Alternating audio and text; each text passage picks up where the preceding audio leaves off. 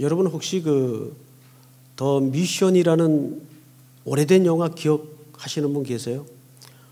저희 때는 학기말고사 끝나고 학급에서 단체로 가고 했던 영화인데, 그게 종교 영화로 많이들 알고 계시는데, 거기 이제 카톨릭 배경이 나오기 때문에 종교 영화인 줄 알아요. 근데 사실은 그게 종교 영화는 아닙니다. 어떤 의미에서는 오히려 박애주의를 그린 영화라고 보면 더 정확할 텐데, 저는 그 영화를 한 2번 이상은 본 것 같아요. 한 번은 폭포 때문에 다시 한번 봤고, 또 한 번은 친구들하고 어울려서 한 번 봤고, 한 3번 정도 보았던 것 같아요. 그리고 자주 방영을 해주죠. 워낙 대단한 영화죠. 그 영화는 실화를 바탕으로 만든 영화입니다. 그 영화에 나오는 유명한 노래 혹시 아세요? 가브리엘 신부가 과라니족의 위협 속에서 그들과 선교를 목적으로 화해하기 위해서 창끝이 코앞에 있는데도 바들바들 떨면서 오보에를 연주하죠. 오보에 기억나세요? 그 오보에를 연주하면서 흘러나왔던 노래가 뭐냐면 넬라 판타지입니다. 그 영화 때문에 사실 그 영화의 배경 음악이 되기도 하고, 이 넬라 판타지가 아주 유명한 노래가 되었죠. 그 가사가 이렇게 돼요. 가사를 보시면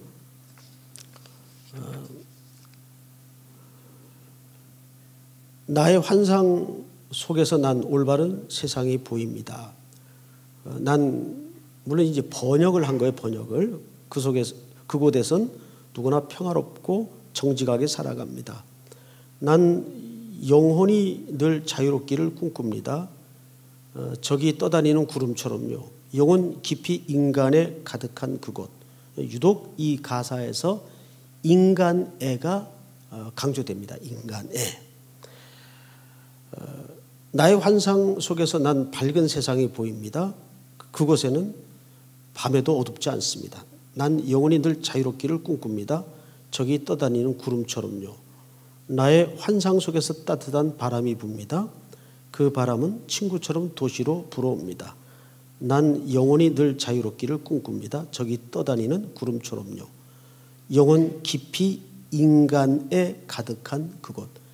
마지막 결론도 박애 정신을 강조합니다. 이 노래 속에.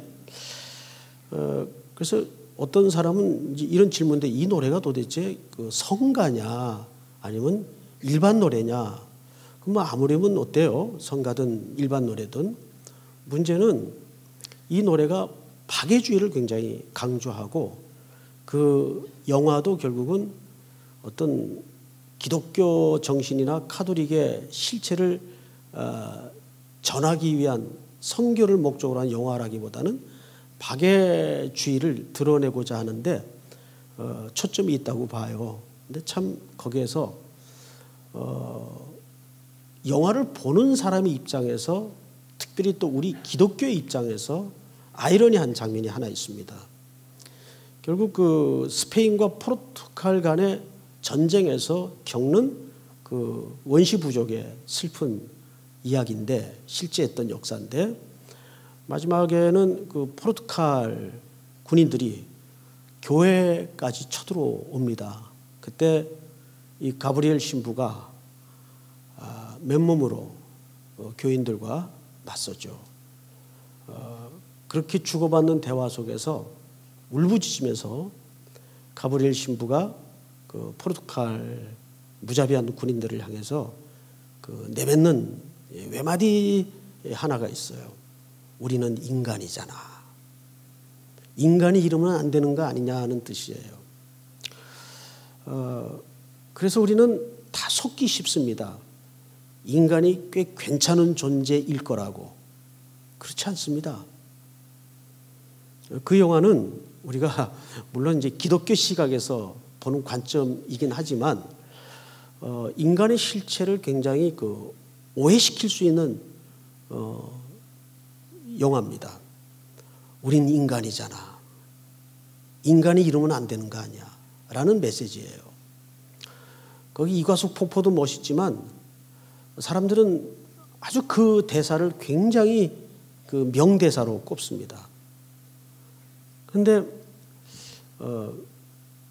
그것만큼 인간에 대해서 잘못 초점을 맞춘 대사도 저는 없다고 봐요. 왜일까요? 오늘 우리는 이 17장에서 사실 구약의 갈보리를 봐요. 왜 그리스도께서 죽어야 했는가? 인간이 그렇게 꽤 괜찮은 존재였다면 그리스도는 갈보리에 죽을 이유가 없죠. 이 창세기 17장은 우리가 이렇게 맨정신으로 읽기에는 참 슬프디 슬픈 깊은 하늘의 울음이 담긴 본문입니다. 우리는 그 이야기를 오늘 기도 제목 겸 중요한 지점만 짚어가면서 제목을 삼고자 합니다. 1절을 한번 볼까요? 이렇게 되어 있어요.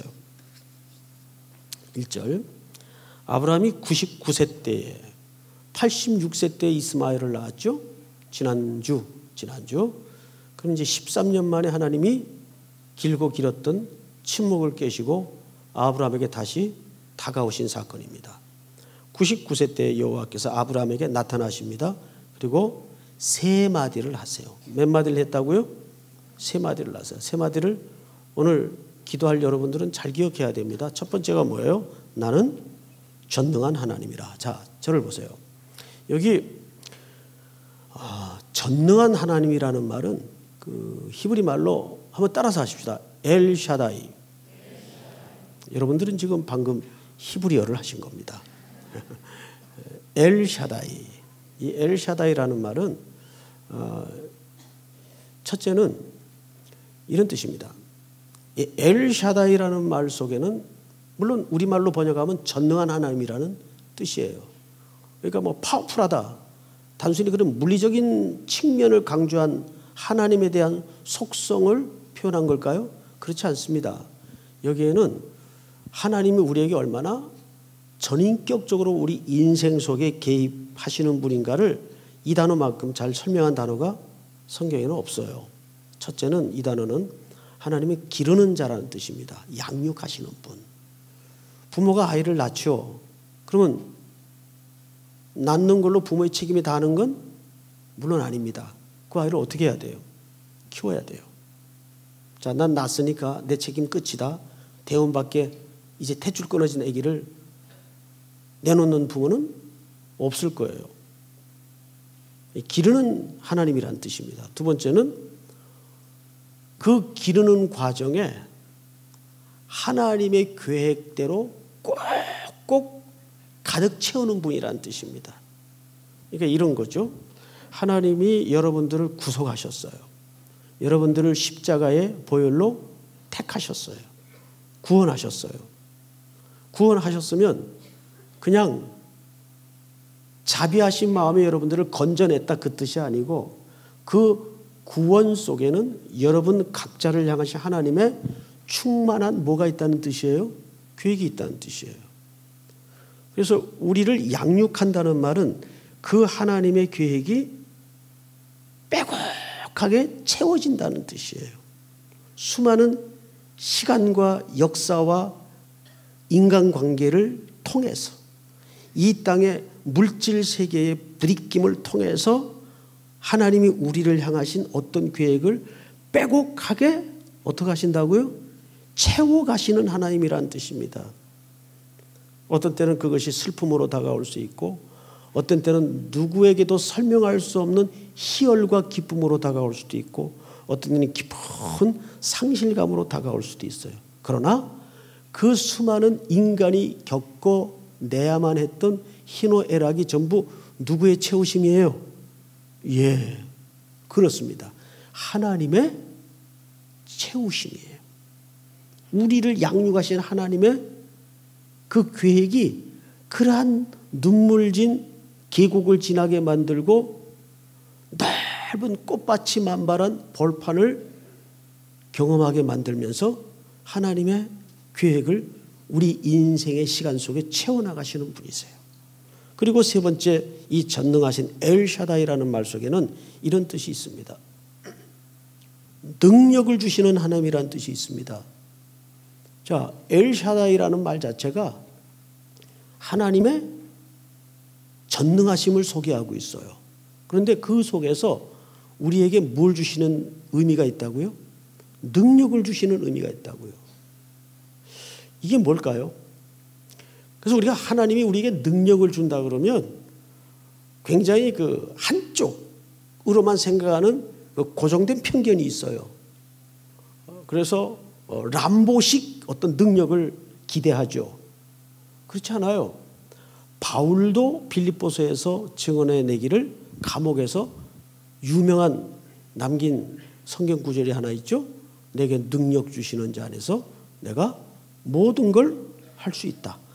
그 말은 무슨 맥락 속에 한 겁니까? 감옥에서 빈궁에도 처하고 고난에도 처하고 묶인 가운데서도 하나님의 뜻을 드러낼 수 있다.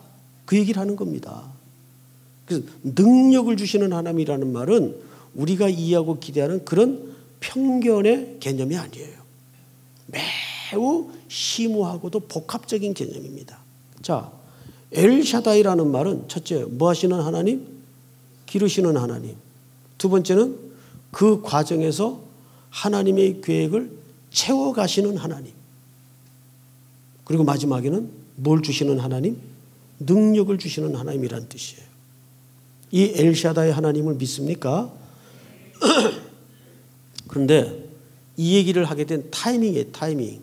지금 이거 하나님께서 아브라함에게 언제 하는 겁니까? 그 타이밍이 지금 어때요? 절묘하죠. 아브라함이 하나님의 시간을 기다리지 못하고 뭔가 이대로 있다가는 자기 집 대도 끊기겠고 하나님의 계획에도 차질이 있겠다는 무슨 생각을 했다고요? 기특한 생각을 했다고요. 그래서 기다리지 못한 거예요.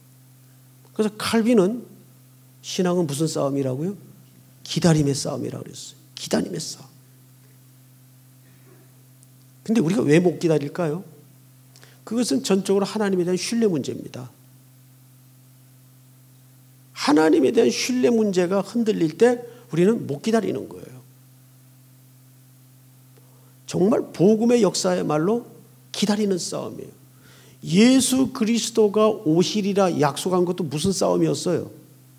온 인류의 기다리는 싸움이었어요. 그리고 갈라디아 4장 4절에 바울이 뭐라 그랬죠? 때가 어떻게 하면? 그 참여라는 말이 무슨 뜻이에요?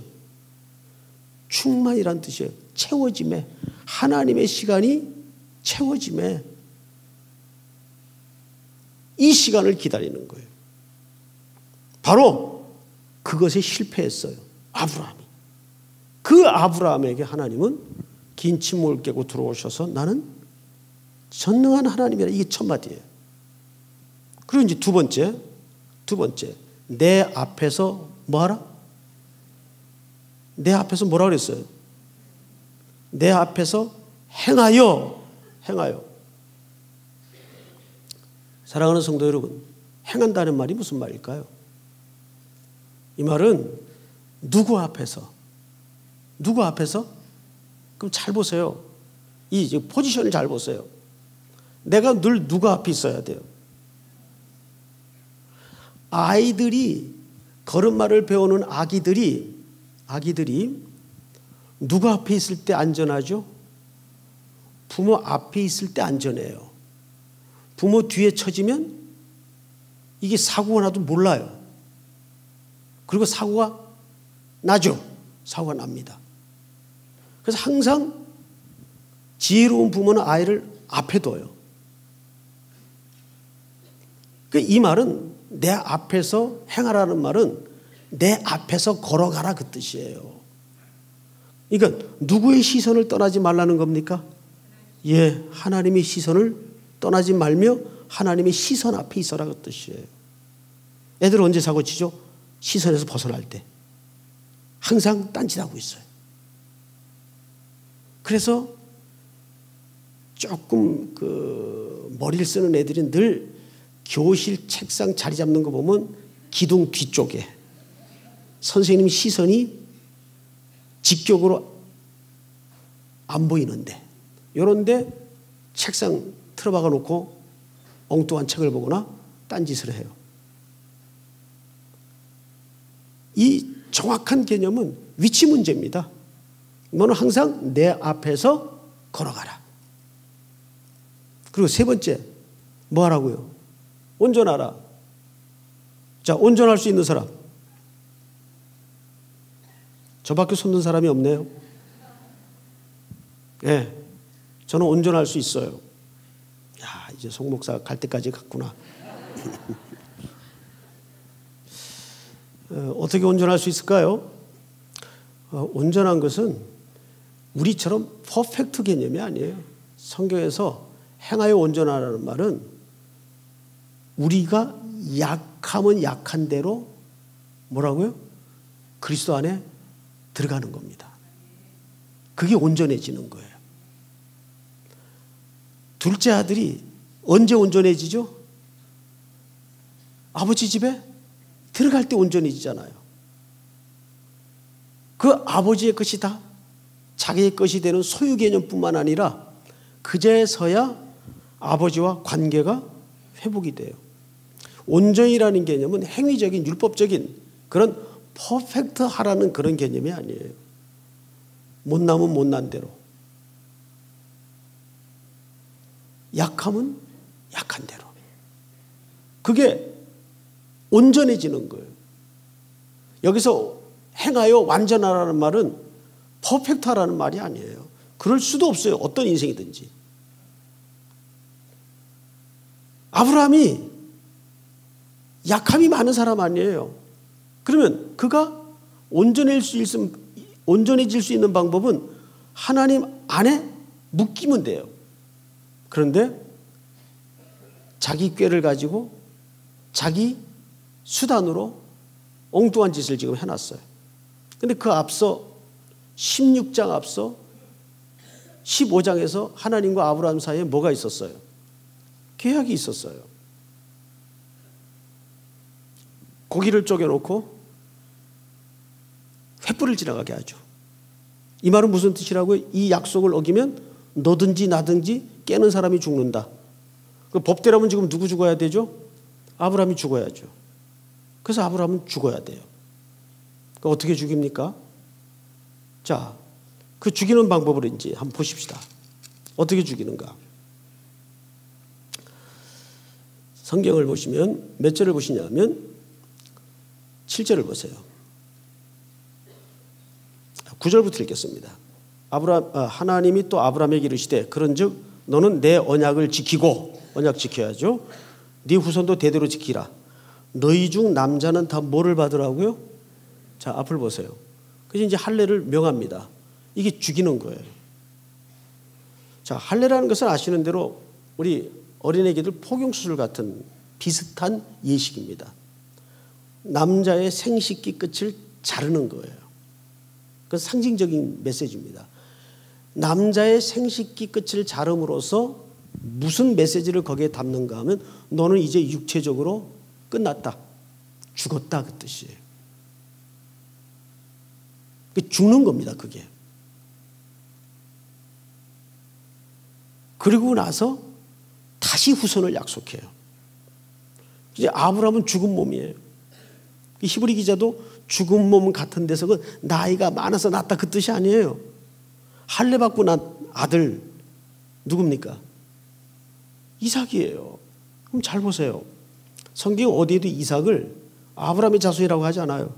약속의 자손이라고 그래요. 왜?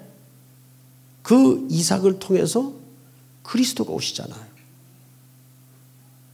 여러분, 할례는 우리 신앙인의 신앙의 기초에 얼마나 중요한가 하면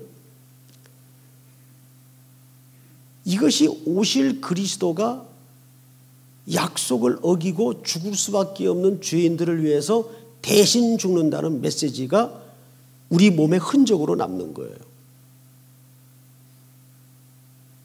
자, 그래서 우리가 성경 한 몇 구절만 제가 읽어드릴 테니까 이 자막을 미처 준비 못했는데 그냥 들으십시오. 로마서 2장의 이야기입니다. 무릇 표면적 유대인이 아니요. 표면적 유대인이라는 것은 몸에 할례의 흔적이 있는 사람, 유대인이 아니요. 표면적 육신의 할례가 아니니라. 오직 이면적 유대인이 유대인이며 할례는 마음에 할지니. 어디에 하라고요? 마음에 할지니 영에 있고 율법의 조문에 있지 아니한 것이라. 그 칭찬이 사람에게서가 아니요 다만 하나님에게니라. 그리고 빌립보서 3장 3절입니다. 오직 3장 3절 하나님의 성령으로 봉사하며 그리스도 예수로 자랑하고 육체를 신뢰하지 아니하는 우리가 곧 할례파라. 한 절만 더 읽어드릴게요. 골로새 2장입니다. 또 그 안에서 너희가 손으로 하지 아니한 할례를 받았으니 곧 육의 몸을 벗는 것이요 그리스도의 할례니라. 여기서 그리스도 할례가 뭐예요? 십자가에 죽으신 거예요. 육의 몸을 벗는 게 뭐예요? 죽은 걸 얘기하는 거 아니에요. 그러니까 할례라는 말은 죽었다 그 뜻이에요. 아브라함은 육체적으로 죽었어요. 그리고 나서 이삭을 주십니다. 그런데 이삭을 주는 과정에서 이삭의 아내 사레가 웃어요. 자, 그 웃음의 의미를 한번 볼까요? 15절을 보세요.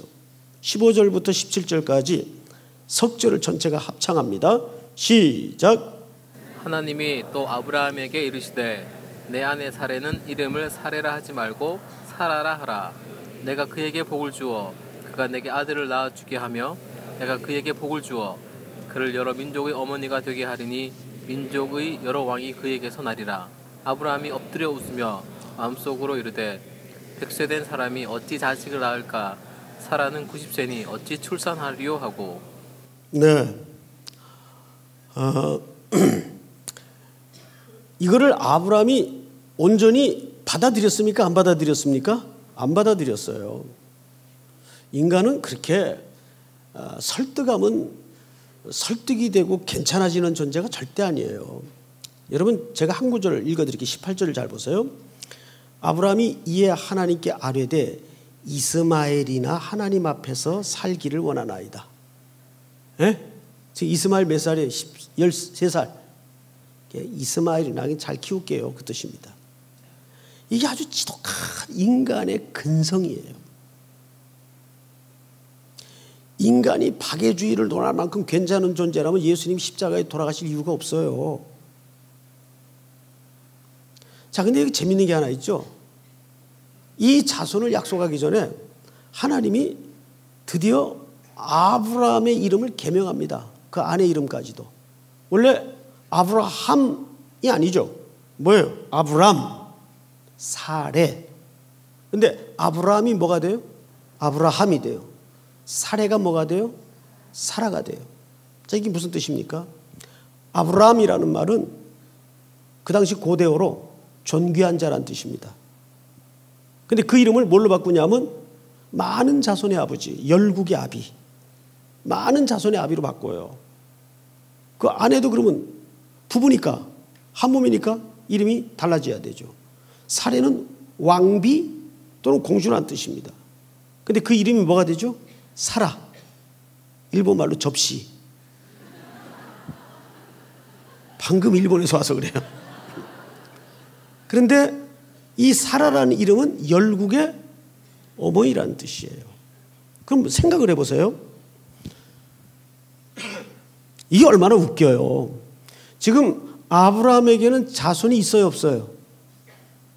누가 또 있다 그래요? 없죠. 아브라함에게는 하나님이 약속한 그 자손이 지금 났어요, 안 났어요? 안 났어요, 없어요. 근데 이름은 뭐예요? 열국의 아버지예요.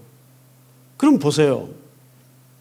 지금 자녀는 하나도 없는데 사람들이 이름을 부를 때 많은 자손의 아버님, 이게 얼마나 웃겨요. 이걸 우리는 보통 하나님의 해학이라 그럽니다.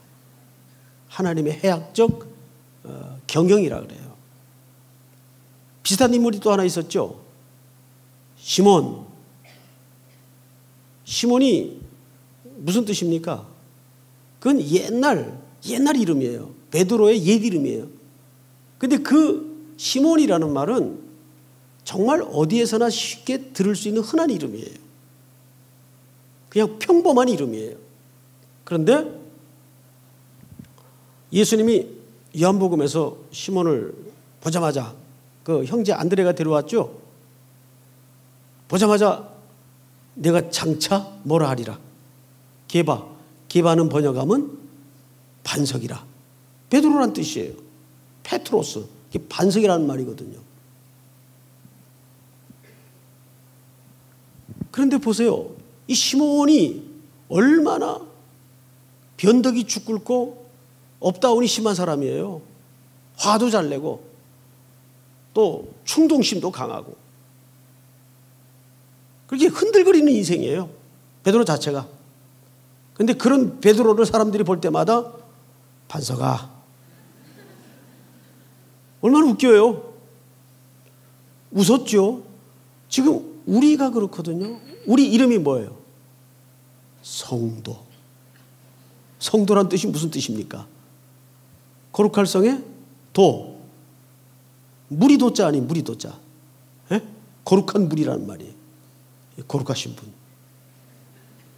뜨끔거리고 쑤시는데 하나님이 우리를 그렇게 부르셨어요. 그러면 이 속에는 하나님이 아브라함에게 나타나셔서 첫 마디가 뭐였다고요? 세 마디를 하셨죠. 나는 전능한 하나님이라. 너는 내 앞에서 행하여 뭐하라? 완전하라. 이 말은 간단히 얘기해서 내가 시작했으니 네 인생은 내가 끝낸다. 이 하나님의 자기 선언이 이 첫 절에 담겨져 있는 겁니다. 이제 그 과정을 아브라함을 불러서 하나하나 알아듣든 못 알아듣든 설득하든 안 하든 하나님은 그 그림을 단계적으로 보여주시는 겁니다. 그런데 아브라함이 믿어야 믿어요. 안 믿는다니까요. 안 믿어요. 그냥 이스마엘이나 잘 키우겠습니다. 무슨 여기서 믿음의 조상다운 면모를 발견할 수 있습니까? 그런데 우리는 히브리서에서 아브라함, 다른 아브라함을 만나요. 그렇죠? 아마 천국에서 여러분들이 그럴 겁니다. 천국에서. 그런 나 자신을 만날 거예요. 돌아보니까 그것이 좀 어린 양의 공로였다는 것을 보게 됐어요. 그래서 요한계시록 거의 천상의 예배 속에 장로들이 자기 머리에 폼 잡고 쓰던 면류관을 벗어서 어린 양의 보좌 앞에 던지지 않습니까? 이게 내 공로가 아니었고 내 노력과 내 땀과 내 눈물과 내 헌신과 내 결단도 아니었군요. 그리스도께서 하셨군요. 하나님이 하셨군요. 하나님의 집요한 사랑, 그분의 우리를 향하신 열심, 하나님의 끈질긴 설득. 이 설득이라는 말도 사실은 적합하지 않죠. 하나님의 우격다짐의 사랑, 못 말리시는 사랑, 호세아의 사랑. 바람난 부인을 찾아가 다시 집으로 데려와 살아야 되는 비련의 선지자. 그것이 예수의 마음속에 담아져 있던 우리를 향한 사랑의 힌트였어요. 힌트. 여러분, 마지막으로 한 군데를 더 보십시다. 24절. 아브라함이 그의 포피를 뵌 때는 몇 세입니까? 99세였고 그의 아들 이스마엘이 그의 포피를 뵌 때는 13세였더라.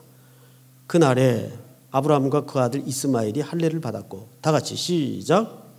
그 집의 모든 남자 곧 집에서 태어난 자와 돈으로 이방 사람에게서 사온 자가 다 그와 함께 할례를 받았더라. 온 집안이 할례를 받고 은혜를 입습니다. 자, 결국 이 할례는 오실 예수 그리스도의 십자가의 죽음의 사건을 암시하는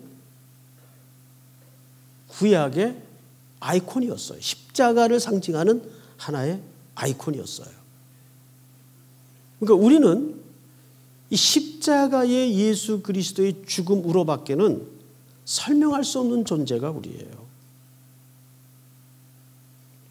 사랑하는 성도 여러분, 결국 신앙이 성숙하다, 신앙이 깊어진다는 말은 뒤집어 얘기하면 매일매일 그 십자가 앞으로 한 걸음씩 한 걸음씩 날마다 가까이 가는 싸움이에요.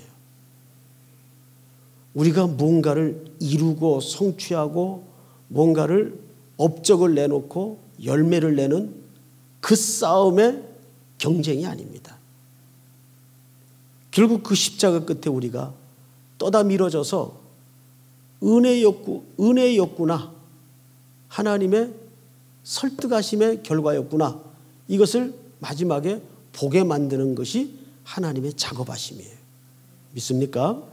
오늘도 이 말씀이 여러분들의 수많은 문제를 이 17장에다가 대입시켜서 결국은 그 모든 문제가 눈물진 사연이든 곤혹스러운 길고 길었던 문제이든 십자가 앞에 해석함을 받는 큰 은혜와 복이 있기를 주의 이름으로 축복합니다.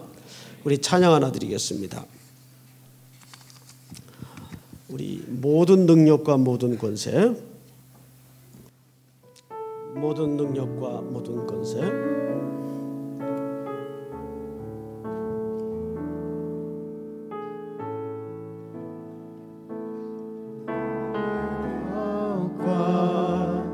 모든 권세, 모든 것 위에 뛰어나신 주님, 세상이 증명할 수 없는 지혜로 모든 만물 창조하셨네. 모든 나라와 모든 보좌, 이 세상 모든 경이로움보다 이 세상 모든 값진 보물보다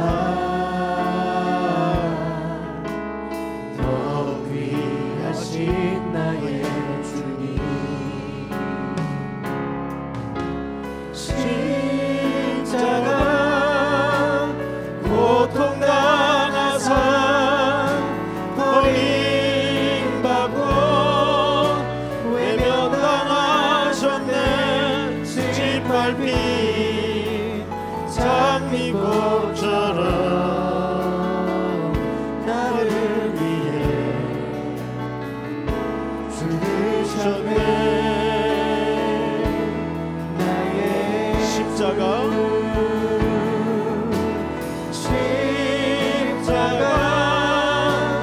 고통당하사 버림받고 외면당하셨네.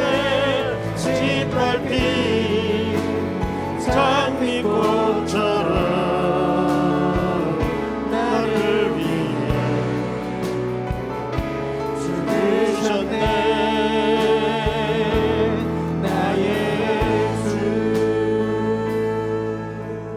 사랑하는 성도 여러분, 한번 그대로 눈을 감으십시다. 죄는 어떻게 정의해야 될까요? 물론 하나님을 알지 못하는 게 죄죠. 근데 성도들이 이렇게 기도 때마다 회개해야 될 죄의 근본적인 논리나 문제가 뭘까요? 그것은 오늘 주신 말씀처럼 그 마지막에 십자가로 결론 나지 않는 해답입니다. 그게 죄예요. 십자가로 해석되지 않을 때 우리는 그것을 회개해야 될 죄라고 말합니다. 오늘 이 밤에 우리가 가지고 나온 수많은 자기가 범했던 죄도 있고 잘못 생각했던 죄도 있고 행동에 관련된 죄도 있을 겁니다. 물론 그것도 죄입니다. 그러나 그거보다 정말 심각한 죄는, 회개해야 될 죄는 내가 아직 십자가를 왜 예수님이 나를 위해 도대체 거기 죽으셔야 했는가? 이것이 납득이 되지 않을 때 우린 그걸 죄라고 얘기합니다. 우린 그걸 교만이라고 얘기합니다. 오늘 이 밤에 우리가 공동의 제목을 놓고 부르짖고 기도하기 전 철저하게 하나님, 예수 그리스도께서 십자가에 죽으심으로 할례를 받으신 것처럼 그것이 오늘 내 영혼의 문제와 어떻게 맞닿아야 합니까? 또는 내가 붙들고 나온 그 문제와 이 십자가의 문제가 어떻게 맞닿아야 합니까? 여러분, 단순히 십자가는 나를 구원해 준 이벤트적인 사건에 국한되거나 머물러서는 안 됩니다. 이 십자가의 은혜와 공로와 보혈은, 흘리신 주의 피는 날마다 내 모든 전체의 삶의 문제에 새로워져야 됩니다.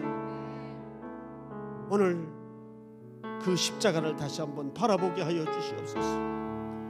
예수 그리스도께서 나를 위해 죽으신 사건이 내 모든 인생의 전체의 문제와 맞닿는 밤이 될 수 있도록 도와주시옵소서. 먼저 철저하게 하나님 앞에 우리의 높아지고 우리의 험해졌던 마음들이 십자가 앞으로 모아지고 해석되어지는 은혜를 누리게 하여 주시옵소서. 우리 이 시간 먼저 회개의 기도를 드리십시다. 주여 한번 기도합니다. 주여!